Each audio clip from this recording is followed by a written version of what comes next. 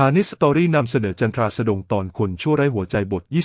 26 ค่ำคืนนี้หากเป็นฤดูร้อนบนแม่น้ำณชายแดนของแคว้นโจวควรมีพระจันทร์สว่างไสวดวงหนึ่งน่าเสียดายที่ฤดูใบไม้ผลิยังมาไม่ถึงอากาศยังคงมีไอหนาวแผ่กระจายอยู่เงียบ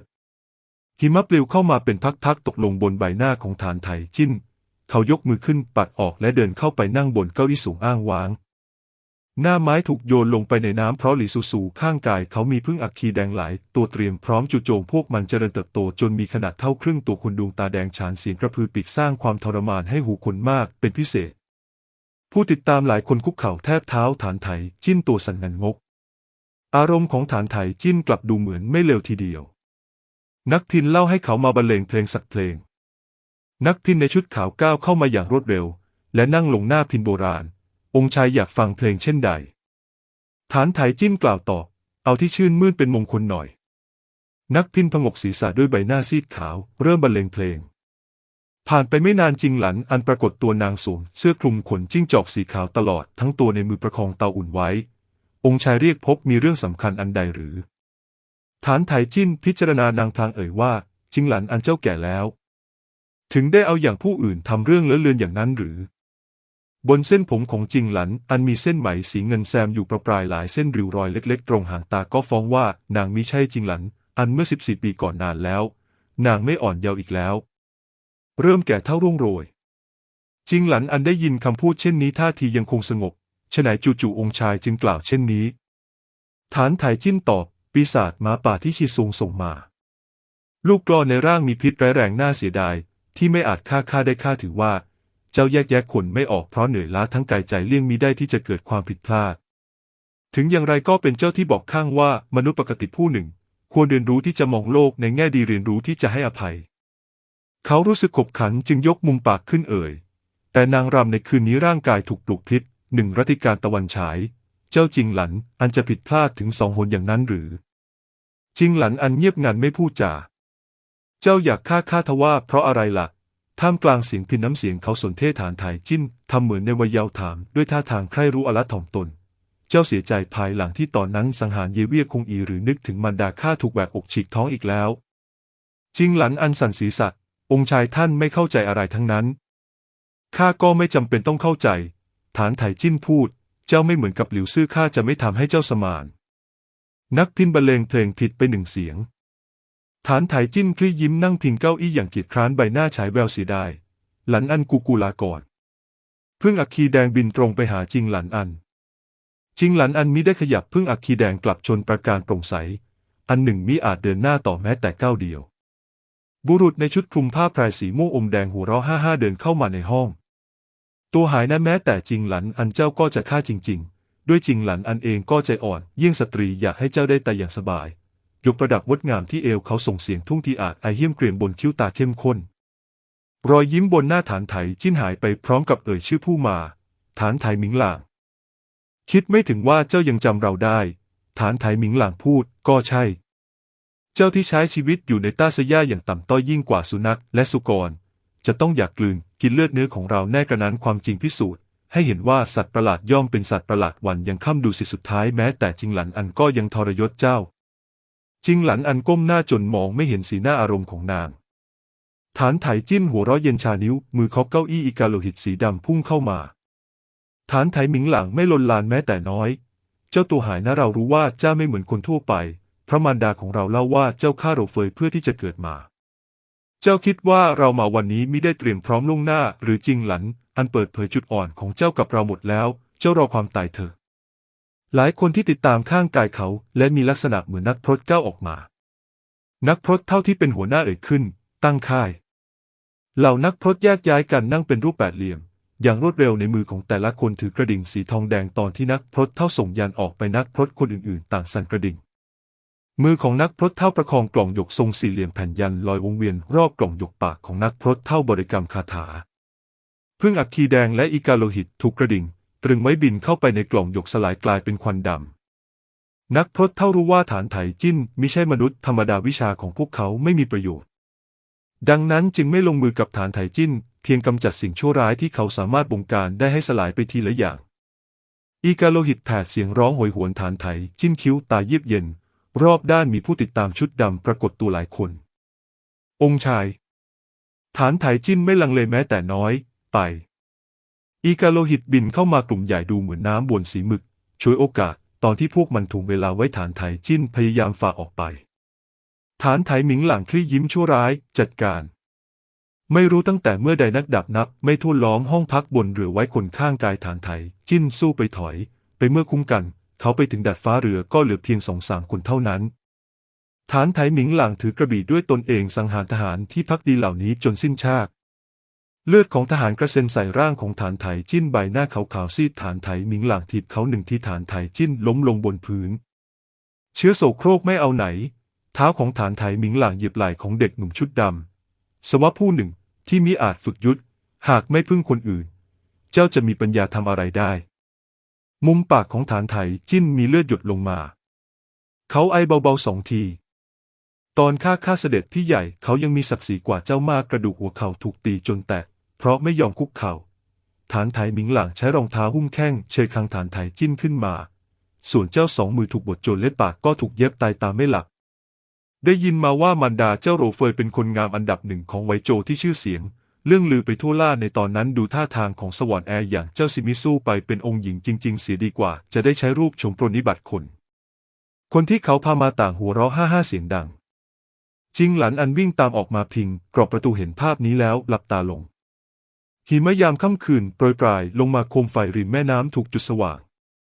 มีคนยกเก้าอี้เข้ามาด้วยท่าทางสอพลอฐานไถหมิงหลังไม่รีบร้อนนั่งลงอย่างสบายอารมณ์ใครก็ได้ร้อเอ็นเท้าของสวะผู้นี้ให้ขาดฐานไถจิ้นดิ้นรนอย่างรุนแรงเขาถูกคนกดตัวไว้ทว่ายังพยายามเงยหน้าดวงตาแดงเรื่อมองไปยังหลันอันกูข้าเป็นคนที่เจ้าเลี้ยงดูมาข้าสาบานว่าจะไม่ฆ่าเจ้าอีกแล้วเจ้าช่วยข้าด้วยได้หรือไม่เขาเม้มริมฝีปากขาวซีดผิวสีหิมะผมสีดำเปราะบางน่าสงสารยิ่งจิงหลันอันปากสั่นระริกฐานไถจิ้นพูดต่อข้าไม่มีมารดาเป็นเจ้าที่ใช้นมแพะป้อนข้าจนโตในใจของข้าเจ้าก็คือมารดาจิงหลันอันเบือนหน้าไปทางอื่นฐานไถหมิงหลังหัวเราะดังลั่นราวกับท่าทางหน้าอดสูอยากมีชีวิตอยู่ต่อไปของฐานไถจิ้นสร้างความเบิกบานให้เขาออกคำสั่งยืนเฉยด้วยเหตุใดลงมือนักดาบผู้หนึ่งเงื้อมือตวัดลงไปเอ็นเท้าของฐานไถจิ้นถูกเราะจนขาดฐานไถจิ้นครางเสียงต่ำเข้าใจแล้วว่าวันนี้ไม่ว่าอย่างไรจิงหลันอันก็ไม่มีทางถูกตนยุให้เปลี่ยนใจได้อีกความอ่อนแอใบหน้าหายไปทันทีนิ้วมือเกาะพื้นกระดานแน่นเมื่อรู้แล้วว่าหลอกจิงหลันอันไม่ได้เขาก็ไม่เสแสร้งแสดงความอ่อนแออีกแม้แต่น้อยใบหน้าเหลือเพียงความดุร้ายเยือกเย็นเอ็นมือฐานไถหมิงหลังพูดต่อ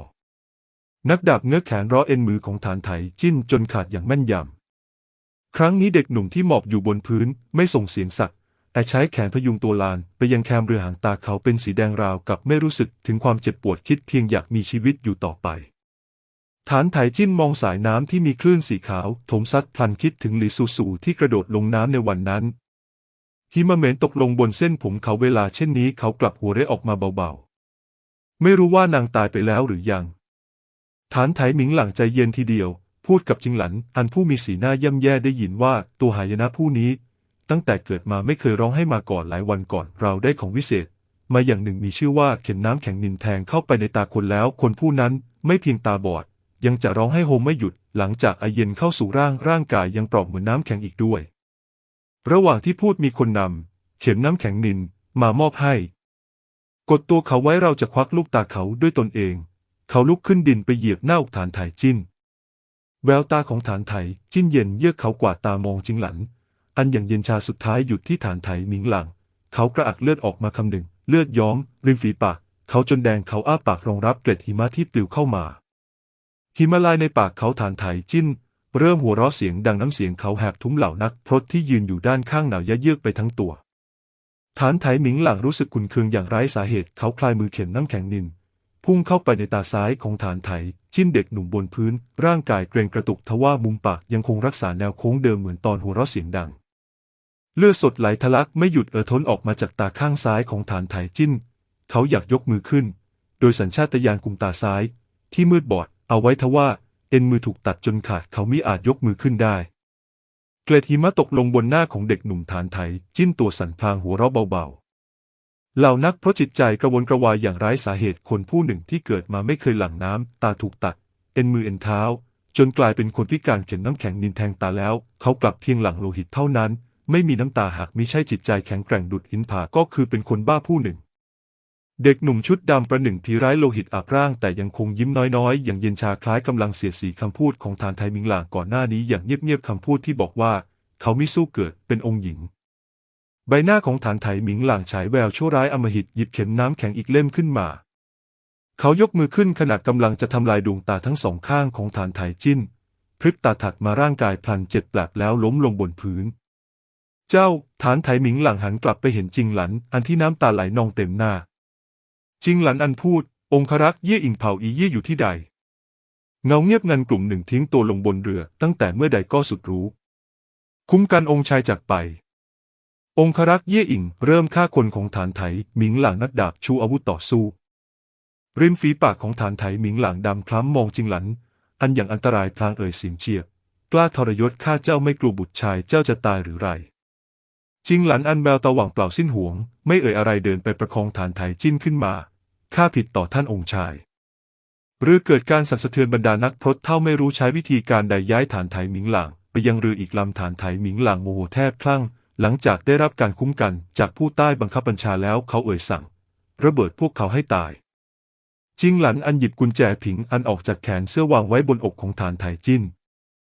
นางหลังน้ำตายอย่างไร้เสียงชีวิตนี้ของข้าทำผิดมามากมายกุญแจผิงอันนี้เป็นป้ายคำสั่งที่ใช้ควบคุมองครักษ์เย่อิงทั่วล่าสามารถคุ้มครององค์ชายไปจากที่นี่ได้ทั้งยังเป็นป้ายคำสั่งหัวหน้าเผ่าของเผ่าอีเย่เลือดจากตาซ้ายของฐานไถจิ้นอาบเต็มใบหน้าครึ่งซีกจิงหลันอันพูดต่อจิงหลันอันเป็นคนบาปข้าผิดต่อพระชายาผิดต่อเยเวียคงอีทั้งยังผิดต่อท่านด้วยคนที่ข้าผิดต่อเขามากที่สุดยังคงเป็นบุตรชายของข้าเองเจ้ามีบุตรชายฐานไถจิ้นถามเสียงแผ่วในใจเปี่ยมด้วยความเสียดสีหลังจากเยเวียคงอีตายไปได้2 เดือนข้าพบว่าตนเองตั้งครรภ์เดิมที่ข้าอยากกำจัดเขาแต่ภายหลังยังคงให้เขาถือกำเนิดมาเขาเกิดมาร่างกายอ่อนแอมีชีวิตอยู่ได้ไม่เกิน10 ปีตอนเขา8 ขวบข้าให้เขากินบุปผาอมตะและแช่แข็งเขาไว้ส่งไปยังบรรพตเทียนซานจิงหลันอันหลั่งน้ำตาในมือของฐานไถหมิงหลางมียาที่สามารถทำให้เขาฟื้นขึ้นมาและเติบโตฐานไถจิ้นยิ้มน้อยๆมองจิงหลันอันดังนั้นเจ้าจึงทรยศข้าจิงหลันอันคุกเข่าและโขกศีรษะเสียงดังจิงหลันอันไม่ร้องขอการให้อภัยหวังเพียงหากวันใดวันหนึ่งองค์ชายมีใจเวทนาเห็นแก่ที่ข้าช่วยเหลือสนับสนุนท่านมาหลายปีเห็นแก่ที่คนของเผ่าอีเย่ต่อสู้จนตัวตายเพื่อท่านละเว้นบุตรชายข้าด้วยฐานไถจิ้นไม่พูดจาเขามองท้องฟ้าที่ถูกสีดำเข้มกดทับดูสินี่ละคือมารดาในใต้ล่าช่างเป็นความยิ่งใหญ่ที่น่าขันเพียงใดช่วงเวลาสุดท้ายก่อนที่เรือจะระเบิดจิงหลันอันสะอื้นให้กล่าวเขาชื่อเยเวียฝูหยาเรือบนแม่น้ำลุกไหม้กุญแจอายุยืนเปล่งแสงดุจแสงจันทร์แสงสีขาวกลืนกินฐานไถจิ้นเข้าไปหิมะโปรยปลายเรือรบลำนี้สุดท้ายก็มีอาจกลับบ้านเกิดหลีซูซูจูงม้าสีแดงพุทราตัวเล็กหยิบถุงน้ำขึ้นมาหมายจะดื่มน้ำแต่พบว่าข้างในว่างเปล่าเสียแล้วนางถอนหายใจ1 ทีเวร้างตั้งอยู่บนยอดเขาสูงในดินแดนเหนือสุดนางเร่งเดินทาง3 วันบางครั้งผ่านตำบลบางครั้งจำต้องผ่านป่าเขาเปล่าเปลี่ยวไร้ผู้คนร่างของมนุษย์ธรรมดามิอาจบังคับกระบี่ห่อหอนทั้งมิอาจบงการสัตว์วิเศษหลีซูซูตระหนักถึงความยากลำบากในการเดินทางไปเวร้างมากขึ้นทุกทีนางเดินอยู่ในป่ามา1 วันแล้วกระทั่งเจ้าม้าตัวน้อยยังเหนื่อยล้าอย่างยิ่งหลีซูซูลูกหัวมันให้มันหยุดพักกินหญ้าตัวนางเองมองถุงน้ำที่ว่างเปล่าอย่างกลัดกลุ้มยามนี้นางกระหายน้ำเหลือเกินไม่รู้ใกล้ๆนี้มีลำธารหรือไม่นางลุกขึ้นผูกม้าไว้ตั้งใจออกไปสำรวจดูในป่าเขามีแต่หิมะทับถมที่ยังไม่ละลายหลีซูซูยังหาลำธารไม่เจอกลับได้ยินเสียงเด็กหลายคนเสียก่อนขอทานผู้นั้นยังอยู่ตรงนั้นหรือไม่อยู่ตัวเขาเต็มไปด้วยเลือดข้ารู้สึกว่าเขาไม่เหมือนขอทานเสื้อผ้าเขาดูดีมากเอาล่ะไม่ต้องพูดแล้วพวกเจ้ารับปากว่าจะล้างแค้นให้อาวงตอนนี้จะถอยหนีหรือเด็กชายผู้หนึ่งพูดเสียงขุ่นอาวงเลือดของเขาแล้วถูกพิษตายข้าไม่สนพวกเราต้องตีคนผู้นี้ให้ตายแต่เขาเป็นผู้ใหญ่นะเด็กชายพูดต่อข้าสังเกตดูแล้วเขาขยับไม่ได้เด็กหญิงผู้หนึ่งโบกมือสายหน้าข้าไม่ไปข้าจะกลับบ้านนางพูดพลางวิ่งกลับไปอย่างร้อนใจตอนผ่านหลีซูซูเด็กหญิงเบิกตาโตจากนั้นรีบก้มหน้าและวิ่งไปอีกทางหนึ่ง หลีซูซูดูการแต่งกายของนางแล้วรู้ว่าคงจะเป็นเด็กในหมู่บ้านละแวกนี้ ไม่น่าเชื่อว่านางจะเจอเด็กกลุ่มหนึ่งกำลังวางแผนทำร้ายคน นางเดินตามเสียงไป เห็นเด็กกลุ่มหนึ่งซ่อนตัวอยู่หลังต้นไม้จริงๆ เป็นเด็กชาย3-4 คนในมือของแต่ละคนถือท่อนไม้ ย่องเข้าไปใกล้ร่างคนที่เป็นกลุ่มก้อนสีด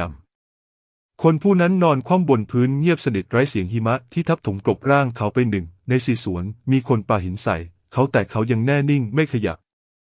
ตีเขา พวกเด็กชายต่างกรูออกไปก่อนที่ท่อนไม้จะหวดลงไปหลีซูซูบิดหูเด็กชายผู้หนึ่งทำเรื่องชั่วช้าเช่นนี้บิดามารดาของพวกเจ้ารู้หรือไม่ เด็กชายร้องโอดโอยทุกคนต่างตกใจสะดุ้งหลีซูซูยิ้มมองพวกเขาสุนัขของพวกเจ้าคิดจะกินผู้อื่นสุดท้ายถูกพิษจนตายพวกเจ้ากลับคิดจะทำร้ายคน เด็กชายกุมหูของตนเองเจ้ามาจากที่ใดหลีซูซูสวมชุดกระโปรงสีรากบัวเพื่อเร่งเดินทางเสื้อผ้าจึงเรียบง่ายมากแต่คิ้วตาของนางสดใสริมฝีปากเป็นทรงกระจับนุ่มเนียนแววตาเปล่งประกายเด็กชายในหมู่บ้านบนภูเขาไหนเลยจะเคยพบคนหน้าตาเช่นนี้อีกทั้งยังปรากฏตัวกระทันหันเด็กชายหลายคนเบิกตาโตมองนางครู่หนึ่งมีคนพูดตะกุกตะกักเจ้าเป็นปีศาจหรือไม่หลีซูซูหัวเราะงอนิ้วทั้ง5เป็นกรงเล็บทำท่าตกใจเจ้าทายถูกเสียด้วยข้าไม่ได้กินเด็กน้อยอย่างพวกเจ้ามาหลายวันแล้วตอนนี้หิวเหลือเกินนางทำท่าจะไล่ตามเด็กชายหลายคนโยนท่อนไม้ทิ้งร้องให้เจ้าวิ่งหนีไปรอจนพวกเขาวิ่งหนีไปไกลหลีซูซูจึงเดินไปตรงหน้าคนที่เงียบงันไร้เสียงผู้นั้นเสื้อคลุมสีดำบดบังร่างของเขาผมดำของคนผู้นั้นแผ่สยายยุ่งเหยิงมองไม่เห็นใบหน้าแม้ว่าอาภรณ์จะเป็นสีดำแต่โลหิตกลับย้อมพื้นหิมะจนเป็นสีแดงหลีซูซูรีบย่อตัวลงพลิกร่างเขาขึ้นมาตั้งใจจะดูว่ายังมีลมหายใจหรือไม่ก่อนจะจากกันถ้าชอบก็ฝากกดติดตามฐานฮิตสตอรี่กดซับกดกระดิ่งเพื่อไม่ให้พลาดคลิปถัดไป Don't need no warning. These feelings right, vibrations chill through my bones. Sensation.